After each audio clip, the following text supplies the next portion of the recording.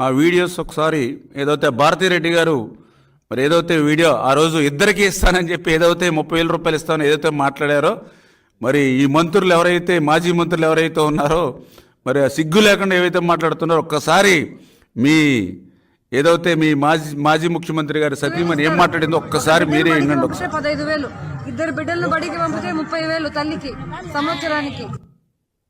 Repeat చేయమా మళ్ళీ. పిల్లలను బడికి పంపితే తల్లికి 15,000 ఇస్తారు. ఒక బిడ్డను బడికి పంపితే 15,000, ఇద్దరు బిడ్డలను బడికి పంపితే 30,000 తల్లికి సంవత్సరానికి.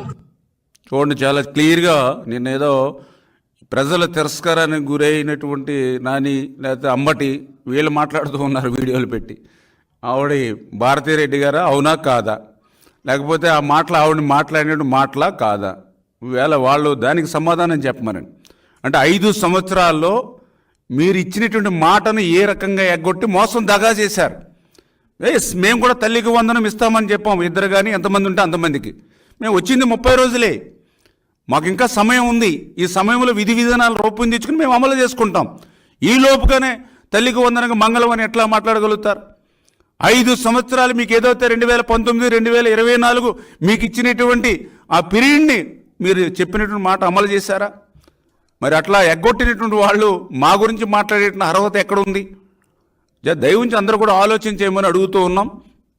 అదేవిధంగా మరి ఏదైతే మాటను ఏ రకంగా అయితే నిలుపుకున్నామో మరి ఆ మాట గురించి కూడా వాళ్ళు కూడా, ఎందుకంటే నిన్న సాక్షి టీవీలో కానీ వాళ్ళు బులుగు మీడియాలో కానీ వాళ్ళ సోషల్ మీడియాలో కానీ ఏదైతే మేము ఆ రోజు మాట ఇచ్చి మాట నిలుపుకోలేదని నిన్న తల్లికి వందనం మీద దుష్ప్రచారం చేశారు. మరి అదేవిధంగా పెన్షన్కి సంబంధించి మేము ప్రచారంలో ఆ రోజు చెప్పాను నేను, రేపు అధికారంలోకి వచ్చిన తర్వాత ఏదైతే 4,000 పింఛను పెంచడమే కాకుండా 7,000 రూపాయలు చేసి మీ ఇంటికి అందజేస్తామని ఆ రోజు నేను ఎన్నికల ప్రచారంలో చెప్పాను.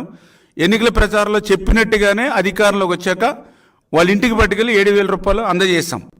అంటే ఒకసారి మన దగ్గర వీడియో ఉంటే ఉందమ్మా, ప్లే చేయండి. అదేవిధంగా 3,000 రూపాయలు ఏదైతే మరి దివ్యాంగులు పింఛన్ ఏదైతే ఉందో ఆ 3,000 రూపాయలు కూడా 6,000 రూపాయలకి పెంచి మీ ఇంటికి పట్టుకెళ్ళి ఇస్తామని చెప్పి నేను ఆ రోజు ఎన్నికల ప్రచారంలో చెప్పాం. ఏదైతే మేనిఫెస్టో ప్రకారం దాన్ని కూడా ఆ రోజు 6,000 రూపాయలు పెంచి మనం ఇచ్చాం. అంటే ఈ వీడియోస్ వాళ్ళకి కనిపించవు. వాళ్ళు ఏదైతే ఇంకా అమల్లోకి రాకపోయినా విధి విధానాలు రాకపోయినా వాటి గురించి మాట్లాడతారు. కానీ ఏదైతే ఈ 30 రోజుల్లోనే ఖజానా ఖాళీగా ఉన్నా అప్పుల్లో ఉన్నా మేం చేసినటువంటి పనులు ఏవైతే ఉన్నాయో అవి గురించి మాట్లాడడానికి వీళ్ళు ఎవరు కూడా ముందుకు రారు.